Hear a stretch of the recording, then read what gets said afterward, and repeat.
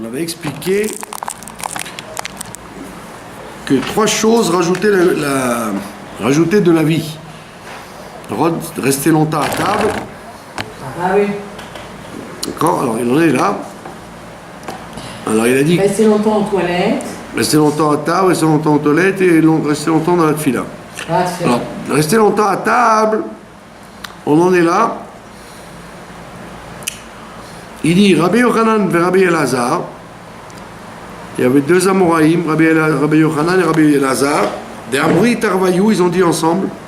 Ils ont été d'accord pour dire que Bisman, chez Beth Amikdash Kayam, à l'époque où il y avait le temple, alors c'était le Misbeach, là où on offrait les korbanot, les sacrifices, qui faisaient la kapara. Quand tu avais quelque chose à nettoyer, eh bien tu allais au Beth Amikdash, tu faisais la vache rousse. Si tu n'avais pas été, si tu avais touché des morts, tu te faisais asperger par la vache rousse et après tu offrais un korban. Soit pour remercier Dieu, soit pour réparer une faute, etc. Donc il y avait la kapara grâce au Beth Amikdash, dans le Beth Amikdash, le Misbeach, l'autel. Mais maintenant il dit, Rabbi Yochanan et Rabbi Elazar, ils vivaient du temps. Il n'y avait plus le Beth Amikdash. Bien après le Beth Amikdash. Alors il dit comment on fait maintenant? Comment l'homme il peut trouver sa kapara s'il n'a plus de Misbeach? Alors il dit Shulchano shel Adam, c'est la table de l'homme qui fait sa kapara. La table. D'accord? Comment la table? Déjà par le fait qu'il va inviter des gens pauvres. Donc c'est une grande kapara. D'accord? Et également, parce que quand il va manger, lui et sa famille, la façon dont il va manger, ça va nettoyer les fautes. Vous savez, s'il mange comme un animal, alors ça va aggraver ses fautes. S'il mange comme un homme doit manger, avec des brachot, avant, après, des livrets Torah, à table, des paroles saintes, alors ça va lui servir de kapara à la place du Misbeach. D'accord? Donc à l'époque, ils n'avaient pas besoin de faire attention à la table, puisqu'ils avaient le Beth Amikdash. Maintenant qu'on n'a plus le Beth Amikdash, c'est la table qui fait la kapara. Maintenant après, on a dit Ve'amari bebet akise, Ma'aliutahu, il avait dit attends.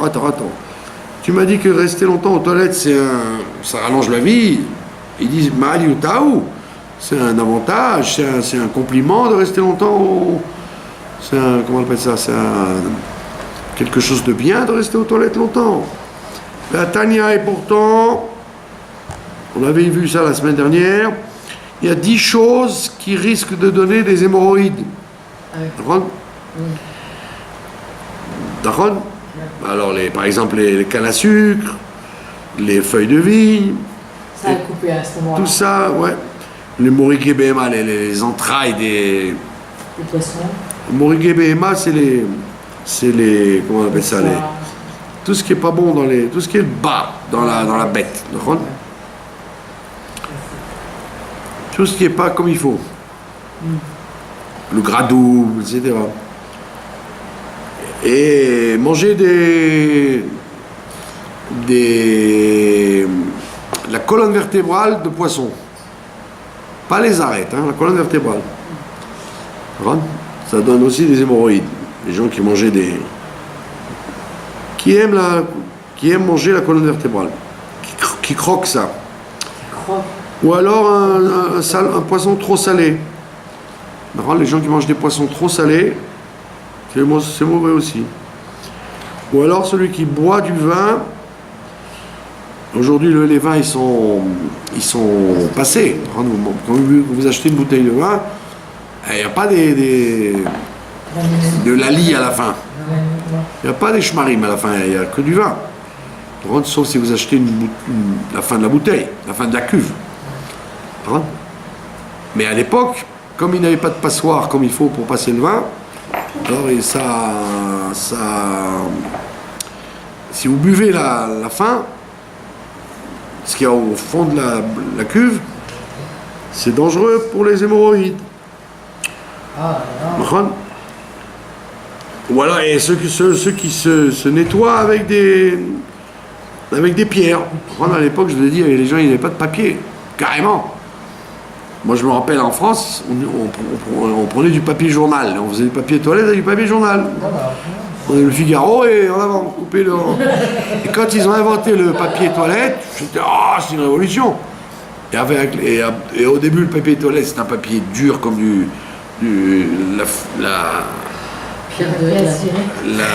comment on appelle ça, du papier de verre. Et aujourd'hui, c'est pas du papier de toilette, c'est carrément... Vous pourriez dormir dessus tellement c'est doux, c'est cotonneux, etc. Donc on voit qu'avec le temps, les gens deviennent de plus en plus délicats et donc de plus en plus ils ont du confort. Mais à l'époque du Talmud, jusqu'à très tard, les gens, pardonnez-moi l'expression, quand ils voulaient se nettoyer aux toilettes, ils prenaient des pierres carrément. Il n'y a pas le choix. Et donc il dit ça c'est très dangereux puisque ça entaille les vaisseaux, et ça risque de donner des hémorroïdes. Et il dit, celui qui reste trop longtemps aux toilettes, voilà, donc on voit bien que, toi tu m'as dit que rester longtemps aux toilettes ça rallonge la vie, voilà, je t'amène un enseignement où il y a 10 choses qui sont dangereuses, et y compris de rester longtemps. Alors il faut savoir, c'est bien de rester longtemps aux toilettes, mais il ne faut pas rester longtemps aux toilettes. On ne parle pas des gens comme aujourd'hui qui lisent le journal, ou qui lisent des livres entiers dans les toilettes. C'est stable, c'est un salon, c'est plus une toilette. Il y en a carrément, ils téléphonent, ils sont en internet. On ne parle pas des gens pour qui c'est une distraction d'aller aux toilettes. Et vous avez beau taper 3 heures, ils vont faire, je savais, c'est bon, je sors. Et parce qu'ils vont comme on est au salon, ils vont aux toilettes. On ne parle pas de ça, on parle des gens qui font exprès de rester longtemps en disant c'est très très bon pour la santé, il faut se vider. Et si tu dis ça, tu risques de te rendre malade, d'accord? Tu risques de te rendre malade.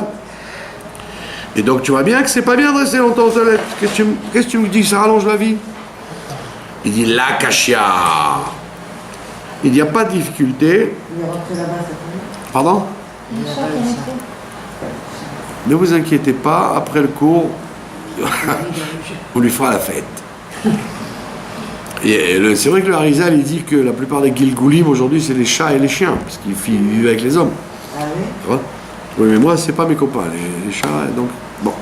Non plus, hein. Donc, mais Kitso, il dit il n'y a pas de difficulté. Il n'y a pas de difficulté. De marir vetali, de marir velatali.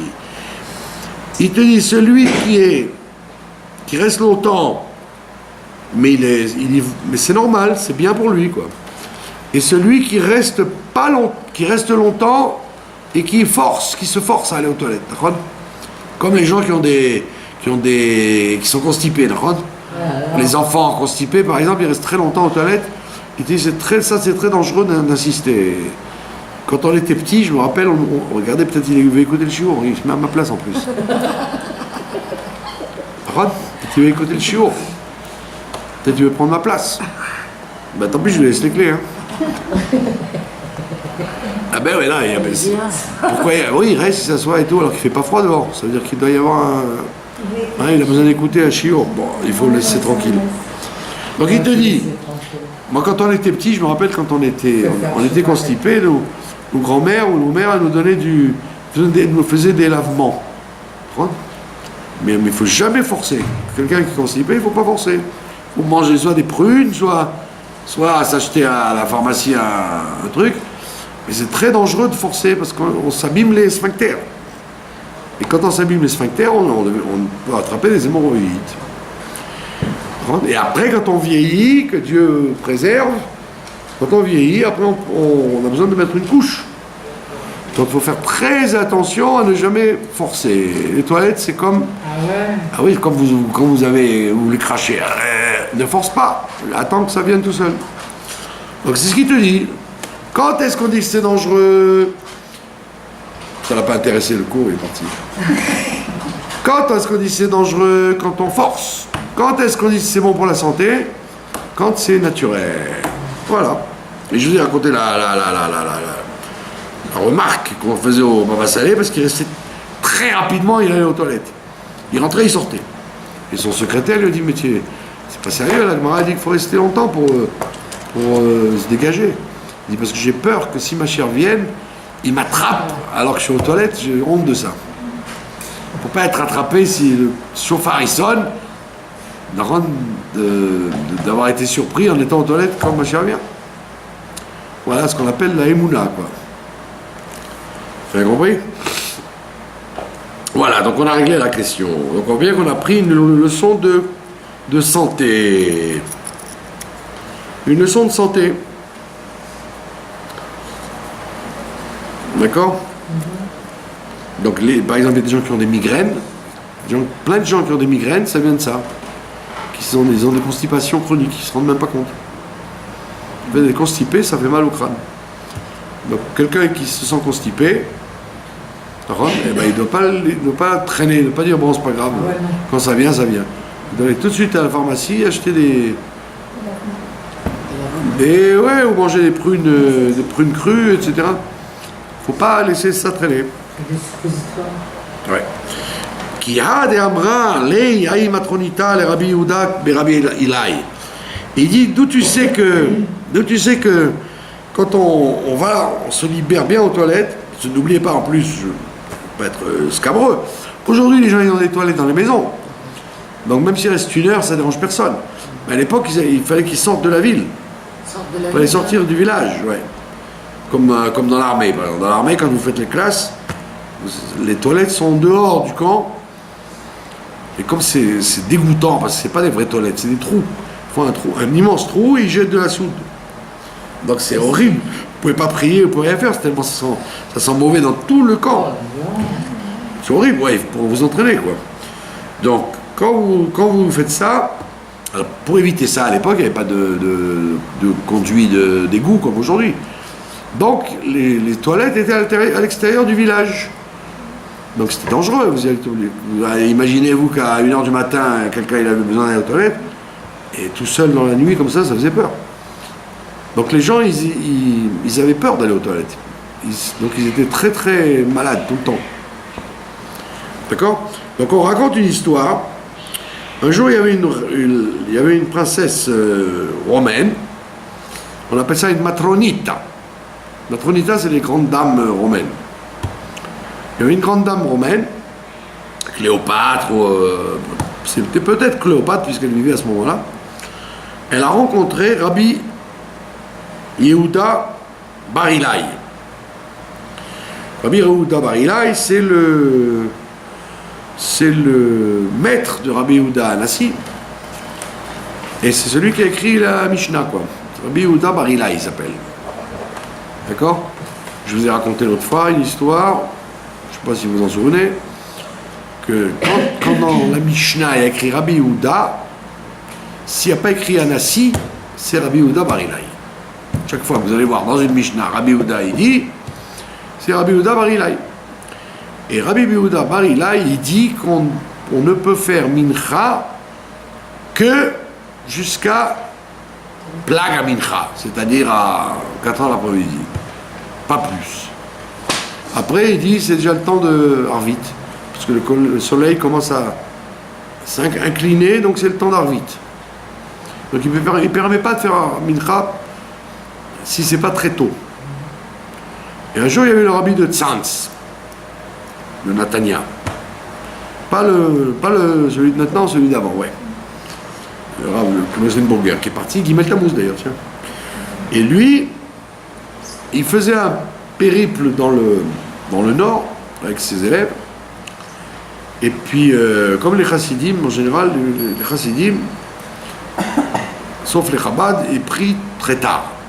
Ils prient vers le coucher très très tard, vers le coucher du soleil. Donc, Admorazaken, il dit non, il faut prier tôt. Bon, l'homme chalet. Donc, lui, comme tous les chassidim, il était avec son groupe, et vers le coucher du soleil, ils ont fait mincha sur la tombe de Rabbi Yehuda Bar Ilai. Quand il est arrivé à l'hôtel à Tzfat, là-bas, il était malade. Il était malade, il se sentait partir. Alors les chassidim, ils ont eu peur. Ils ont dit, qu'est-ce qu'il a, qu'est-ce qu'il lui prend?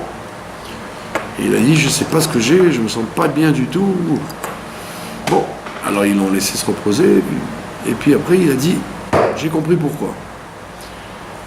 On a fait mincha sur la tombe de Rabbi Yehuda Bar Ilai. Rabbi Yehuda Bar Ilai, il dit qu'à cette heure-là, on fait arvit, on fait pas mincha. Ah ouais.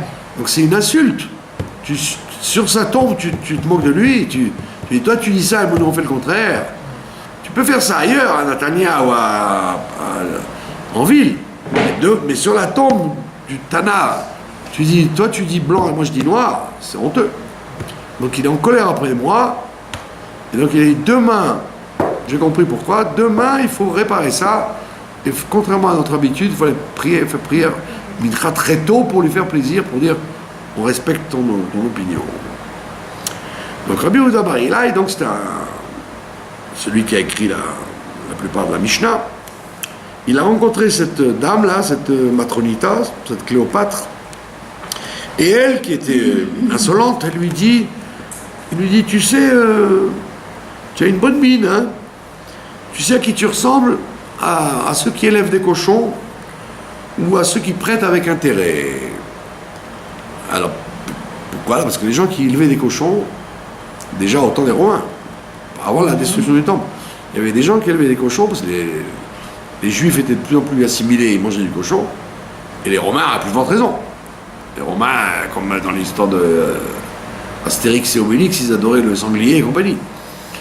Donc, les éleveurs de cochons, bien que c'était interdit d'élever du cochon en Israël, ils étaient très riches parce qu'il y avait une grande demande. Oh là là. Donc ils étaient immensément riches parce qu'ils faisaient un produit que aussi bien les Romains que les Grecs qui étaient encore là et les Juifs assimilés, ils adoraient.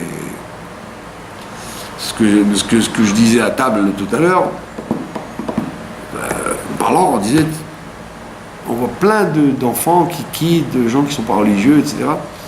Je dis, mais attends, mais c'est catastrophique. Qu'est-ce qui se passe? En vérité, non. C'était beaucoup plus pire avant, à travers les siècles. Nous, on parle parce qu'il y a eu un retour, grâce au rabbi depuis les années 70, après la guerre, etc. Mais en vérité, les Juifs d'aujourd'hui sont gentils. Ils ne font pas exprès de manger du cochon. Ils ne savent pas. Ou alors, c'est plus facile à Los Angeles d'aller manger dans un Wimpy que d'aller manger dans un truc cachère. Mais c'est pas qu'ils sont contre. Alors qu'à travers les siècles, les Juifs, ils étaient très très loin. Il y avait toujours un groupe de gens qui tenaient à la Torah, un relais comme ça de gens qui tiennent à la Torah. Il y avait toujours un petit groupe qui tient fort, et le reste, il ne faut pas leur en demander trop, quoi. Doucement le matin, pas trop vite le soir. D'accord? Je vous ai raconté quand j'étais... en France, j'avais un orchestre. Et on a commencé à faire des mariages séparés. Et les hommes et les femmes n'étaient pas ensemble.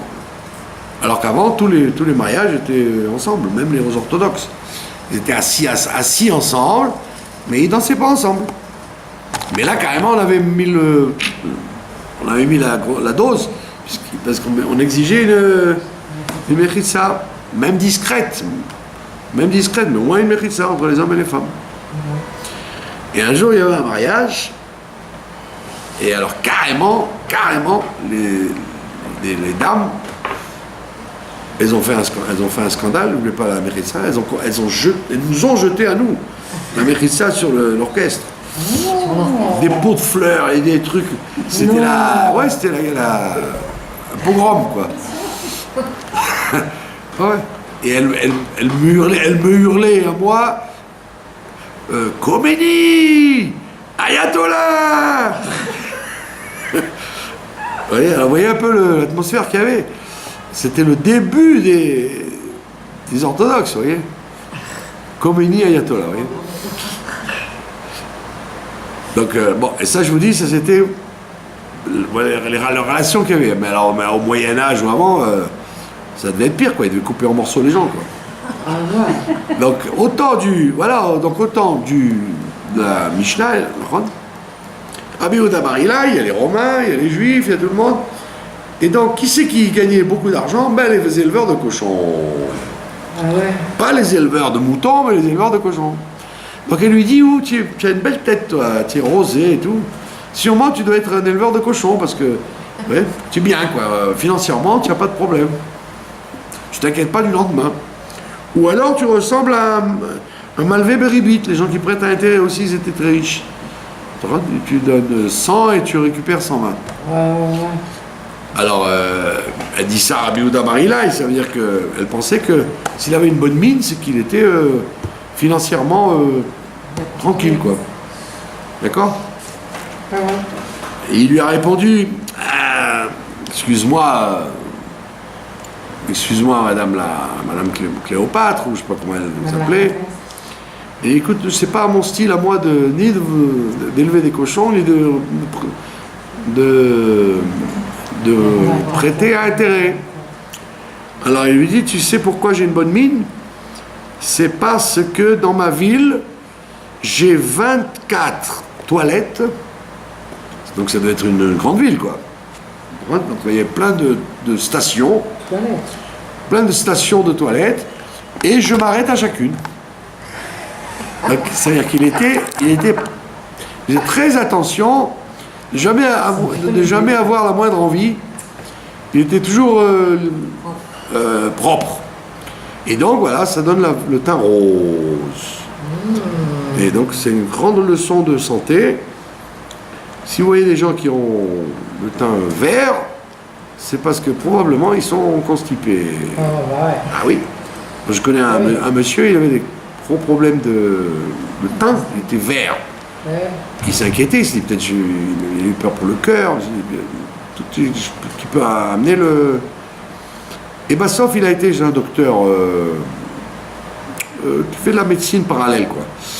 Et il lui a donné une purge à boire à la maison. Et il ne la boit pas dans la rue, voilà à la maison, parce que tu vas aller aux toilettes, mais alors je te garantis que tu vas te vider tout. Tu vas avoir le sentiment que tes intestins ils s'en vont avec. Et ben, il s'est rendu compte qu'effectivement c'était ça la raison. Il avait depuis des années accumulé des toxines. Et donc c'est bien de boire des choses qui purgent. Et lui donc, Rabbi Yehuda Bar Ilai, il était très scrupuleux d'aller dans les 24 toilettes de sa ville. Donc on voit bien que ça rallonge la vie. Vous voyez, ça rallonge la vie.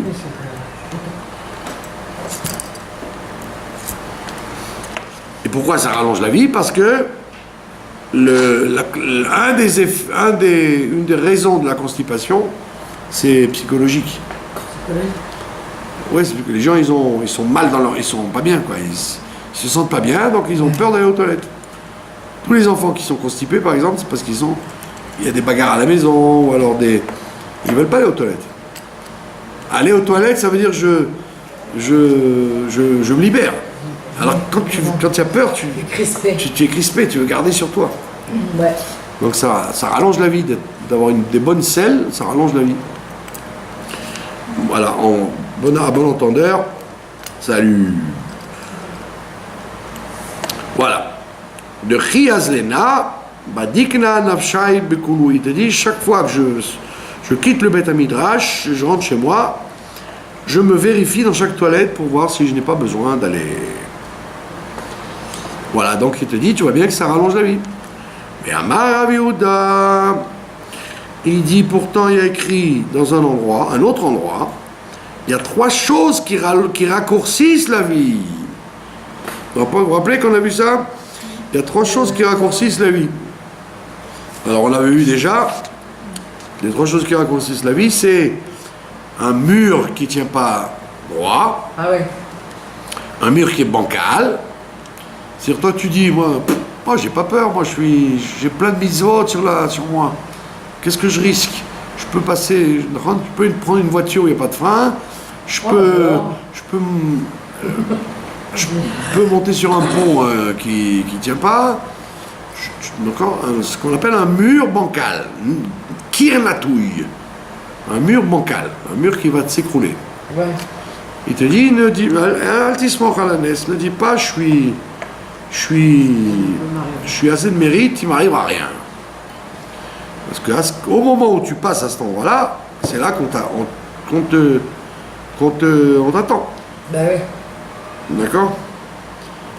C'était l'histoire de... Là, on va fêter les 40 ans de NTB. D'accord, NTB, là, l'avion d'Air France qui avait été interpellé par les terroristes. Le premier détournement d'avion qu'il y a eu.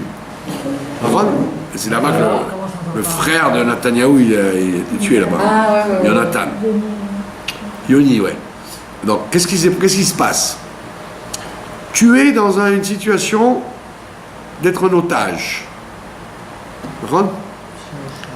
Quelqu'un qui est un otage, eh ben c'est comme un mur bancal. Fais pas le malin. Ne dis pas j'ai plein de mérite, je vais te sauver de là. Voilà, là il y a un miracle qu'ils ont été sauvés. Mais en général, si tu es dans une situation d'otage, tu es en situation de danger. Et donc ne viens pas dire moi je risque rien, mes mérites me préserveront du fait que non, parce qu'on soulève tes fautes, on rappelle tes fautes. Et si on rappelle tes fautes, tu n'es pas sûr de gagner le combat là-haut. Ah ouais. D'accord? Oh là là. On a vu ça déjà plusieurs fois. Le samedi après-midi, au moment de Mincha, avant de faire la tfila, on dit Va'ani tefilati, Lecha Hashem et Ratzon.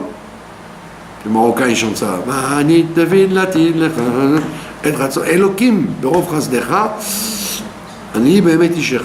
On dit c'est un moment propice, et on dit dans le Aruch et dans les livres de Kabbalah, etc., que à cette heure-là, l'heure de Mincha, il y a 24 tribunaux qui ferment leurs portes.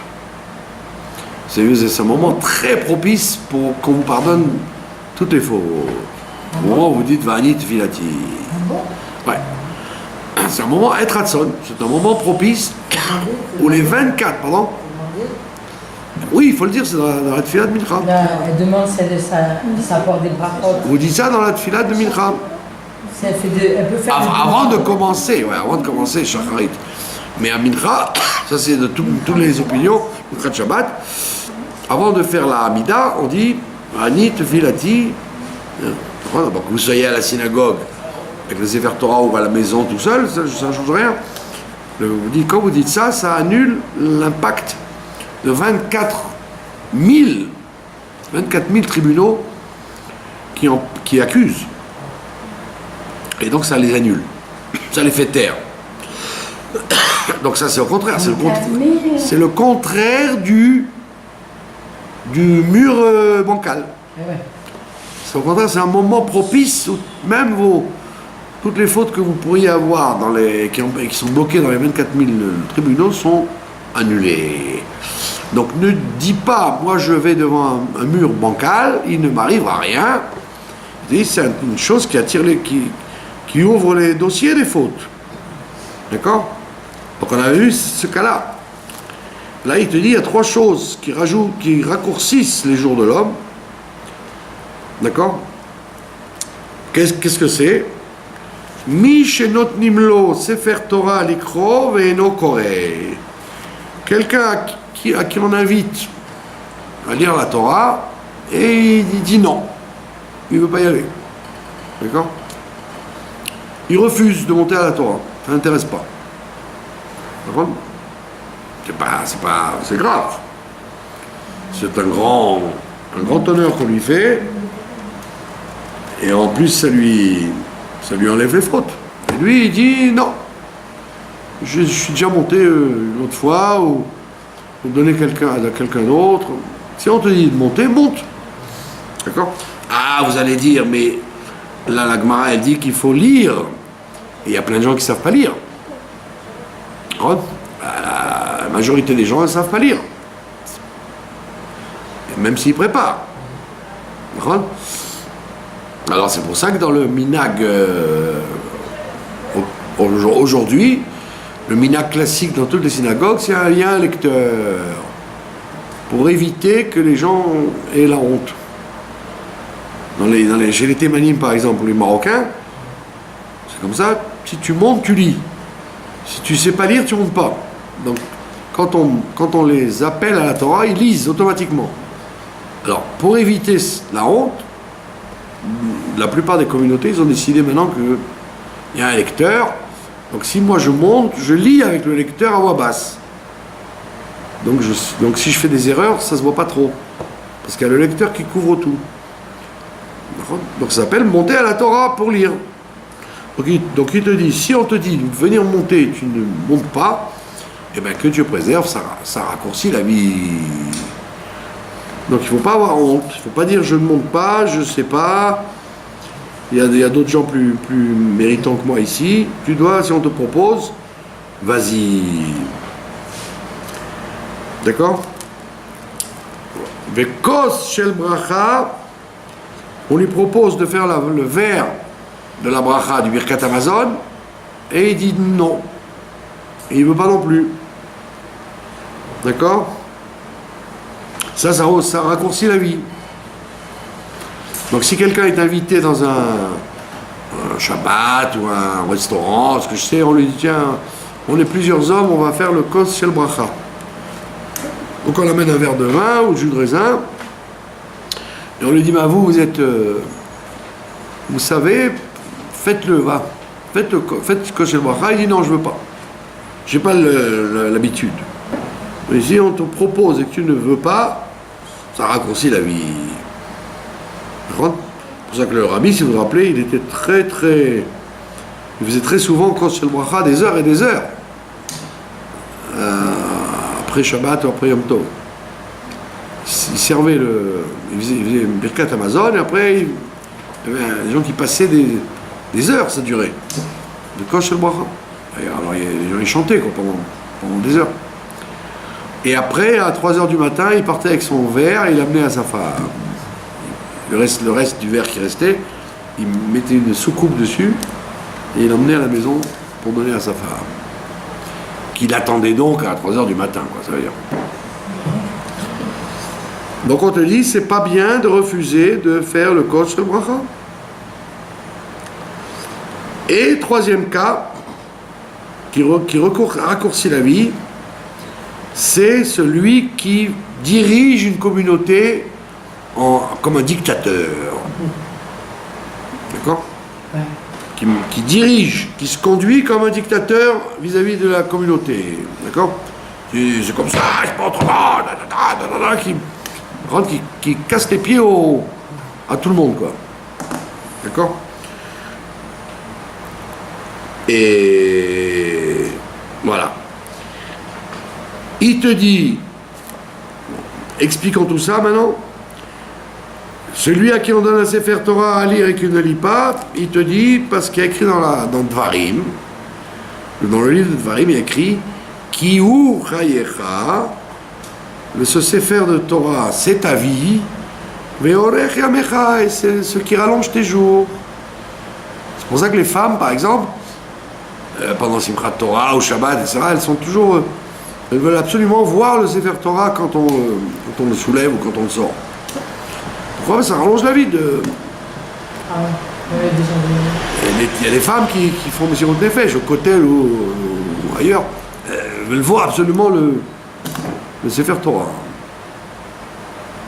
Par contre, parce que ça rallonge la vie.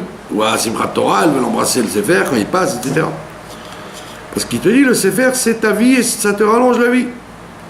Donc si on te propose de venir monter et t'approcher du Sefer, ne dis pas, je veux pas. Maintenant, le kos shel bracha, d'où on apprend que c'est faut pas refuser, parce qu'il y a écrit dans Bereshit, il y a écrit que Dieu a béni Abraham Avinu, et il lui a dit, Va'avarcha mevarchecha, ou mekalelecha ahor. Celui qui te bénit, je le bénirai, celui qui te maudira, je le maudirai. Donc ça veut dire que la bracha qu'on te propose de faire, ne la refuse pas. Quand quand quelqu'un te dit fais-moi une bracha, fais-lui la bracha. Ne refuse pas de faire une bracha à quelqu'un. Ne dis pas qui je suis moi pour faire une bracha. Si quelqu'un on sait très bien qu'une bracha peut venir de n'importe qui. Des fois tu refuses la bracha d'une vieille dame ou d'un monsieur parce que tu dis qui c'est qui, pour qui se prend celui-là pour me faire une bracha, ou cette vieille dame elle veut me faire une bracha. Ne refuse pas une bracha, parce que celui qui te bénit sera béni. Donc, ne refuse pas de bénir et ne refuse pas d'être béni. Ne fais pas de différenciation en disant moi je prends des brachot que des grands tzadikim ou des grands rabbanim ou sur les tombes des tzadikim. Non, même quelqu'un dans la rue qui te dit qui te fait une bracha, dis Amen. Parce que peut-être la bracha vient de lui, Davka. Tu ne pourras jamais savoir qui est le Kéli, par quel Kéli ça passe, les brachot qu'on reçoit dans ce monde. Ben oui. D'accord? Et troisièmement, on a dit celui qui se conduit comme un dictateur, un manigatzmo berabanout. D'accord? Et d'où on l'apprend? Toi, vous devez savoir. D'où on apprend ça? De qui on apprend ça? Que celui qui se conduit comme un dictateur, on lui raccourcit la vie? Non, les Hachamaï. Quelqu'un de connu. Yosef Hatzadik. Yosef Hatzadik qui a écrit pourquoi il a vécu le moins longtemps de tous les frères. Tous les frères ont vécu plus longtemps que lui. Lui, il a vécu que 110 ans. En 110. Les autres ont vécu beaucoup plus longtemps, tous les frères. Mais lui, il est mort le premier. 110? Ouais. Justement parce qu'on dit il se conduisait avec trop de rigueur vis-à-vis des gens. D'accord?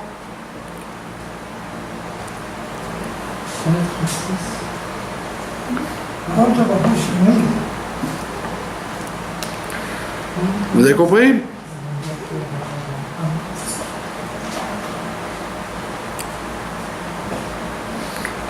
Voilà. Donc on dit il faut... Qu'est-ce que ça veut dire se conduire avec dictature? C'est-à-dire qu'en général, quand on dirige un peuple, ou une communauté, ou une ville, on a tendance à être intolérant. On a tendance à être très dur. Alors que quand tu diriges une communauté ou un peuple, etc., tu dois être patient. Comme on a dit tout à l'heure, la plupart des gens, ils sont pas trop vite le matin, doucement le soir. Donc tu ne peux pas leur dire chaque fois faire comme ça, il va faire comme ça, il va faire comme ça. C'est très embêtant de diriger les gens avec dictature. D'accord? On voit bien que Moshe Rabbeinu, il était très patient. Vous voyez bien dans la paracha de cette semaine, là, sa sœur qui s'en va, Myriam. Roukat, ouais. Dans Roukat, on apprend après la vache rousse, on apprend la mort de Myriam. Alors on dit pourquoi. Qu'est-ce qu'ils font les Bnei Israël dès qu'elle est morte, Myriam? L'eau, il y a eu la coupure d'eau, tac. Au moment où elle est morte, plus d'eau. Donc ils ont compris que c'était grâce à elle qu'il y avait de l'eau pendant 40 ans. Mais eux, les Bnei Israël, d'accord, ils n'ont pas eu la pudeur de dire ah c'est terrible, Moshe Rabbeinu et son frère ils sont assis, ils portent le deuil de leur sœur, ils sont assis, ils font les 7 jours. Non, au lieu de venir le consoler en lui disant tu sais Myriam a beaucoup de peine pour toi, tu as perdu ta sœur Myriam, et toi Aaron aussi, pas du tout. Ils vont chez Moshe, ils tapent à la porte, et lui on n'a pas d'eau, on nous a coupé l'eau. D'accord? Et lui, au lieu de leur envoyer les gendarmes, on leur dit vous n'avez pas honte. Au lieu de venir me consoler, c'est tout ce que vous trouvez à faire, m'engueuler parce qu'il n'y a plus d'eau. Et ben on voit qu'il a prié Dieu qu'il y ait de l'eau. voyez un peu la patience. Le minimum quand même. 40 ans, tu as eu de l'eau grâce à elle. Le frère, il est en deuil, il est assis par terre. Au lieu de taper à la porte pour dire on est venu vous consoler, tu commences à dire il n'y a pas d'eau, donne-nous de l'eau. C'est honteux. Vous voyez qu'on n'était pas commode, hein, le peuple juif. Et ça, c'est la génération qui va rentrer en Israël. C'est il y a 40 ans qu'ils ont passé déjà. C'est-à-dire ils sont pas plus tendres que ceux qui sont sortis d'Égypte. Hein. En plus, ils disent tu nous as fait sortir d'Égypte pour nous faire mourir de soif maintenant. Ils n'ont même pas laissé une heure tranquille, quoi. Une heure après, c'est une fois ils se sont rendus compte qu'il n'y a plus d'eau, ils sont venus grogner. Ils n'ont pas dit bon, on va attendre un peu, il reste encore des réserves, quelques heures, on peut attendre encore un peu. Non, pas du tout. Plus d'eau. Vous voyez, comme les gens, quand il y a une coupure d'eau, ils s'excitent tout de suite, ils vont voir tous les voisins. Mais calme-toi, peut-être qu'on a fermé l'eau pour 5 minutes, calme-toi. Non. Vous aussi, vous n'avez pas d'eau, vous, hein, vous avez demandé, tu tapes à toutes les portes, où sont. D'accord. C'est là que je m'enferme, moi. Donc on voit bien que mon cher Rabbeinu, il ne s'est pas conduit comme un dictateur. Au contraire, il était d'une patience phénoménale. Voilà. Alors que Yosef, apparemment, il a dû exiger un peu trop de ses frères et des gens. Et donc on lui a raccourci la vie à cause de ça. Voilà. Agada Kouf Kaf Aleph. Donc on la commence parce que c'est pas bien de terminer sur un truc triste. Et non, un truc triste qui raccourcit la vie. Amar Rav Yehuda Marav. Shlosha Tzrichim Rachamim. Il y a 3 personnes qui ont besoin de miséricorde. Il y a 3 choses qui ont besoin de miséricorde. Les voici, on va les citer avant de se quitter. Chalom Tov, un bon rêve. Shana Tova, avoir une bonne année. Ou Melech Tov et un bon roi. Donc on voit bien que il n'y a pas de choses naturelles. Chaque chose qui vient dans ce monde-là, elle a besoin qu'on la transforme avec miséricorde. Un bon rêve, par exemple. Quand tu fais un rêve, Chalom Tov, c'est écrit Vetachlimeni vechayeni. Ça veut dire que quand tu rêves, que ce soit un rêve mauvais, un rêve neutre ou un rêve bon, tu dois le demander Rachamim dessus, qu'il soit bon.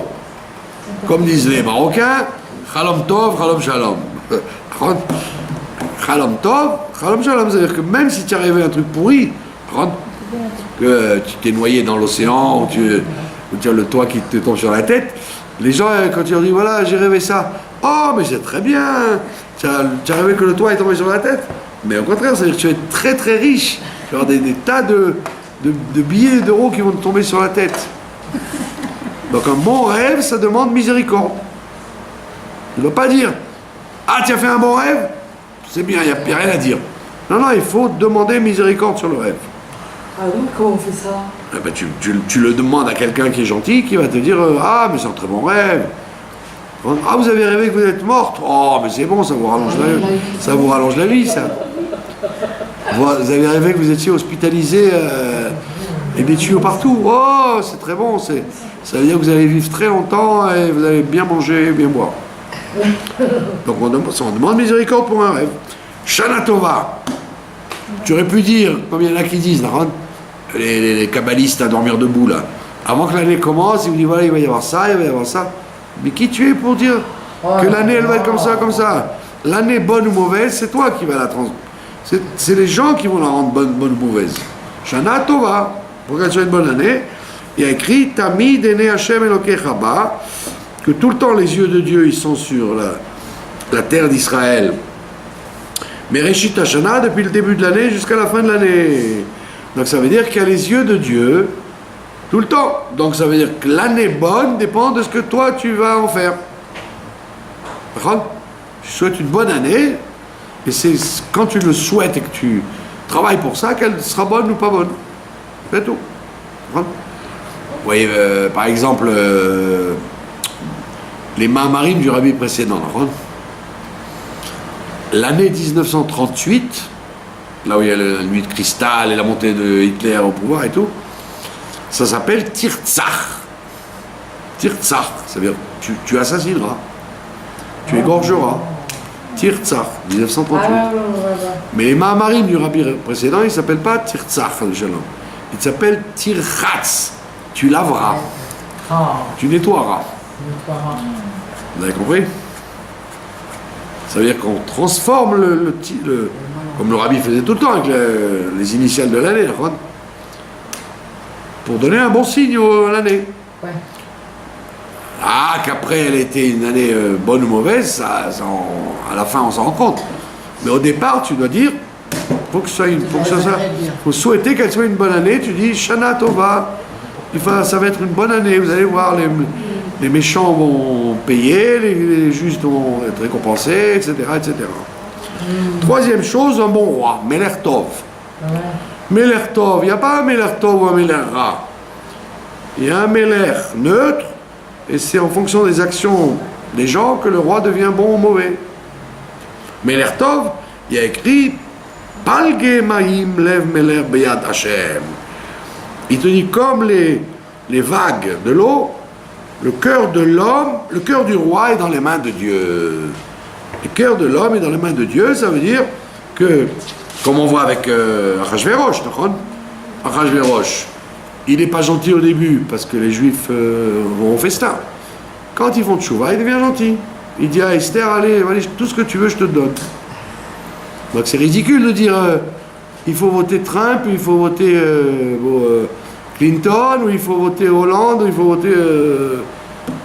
Non, mais jamais. Si on était méritant, même Hitler, il serait devenu un bon roi. Et si on est mérite, quand on transforme le roi grâce aux prières et aux bonnes actions, même un roi pourri, il est obligé d'être gentil. Voilà. Je vous remercie de votre attention. Merci.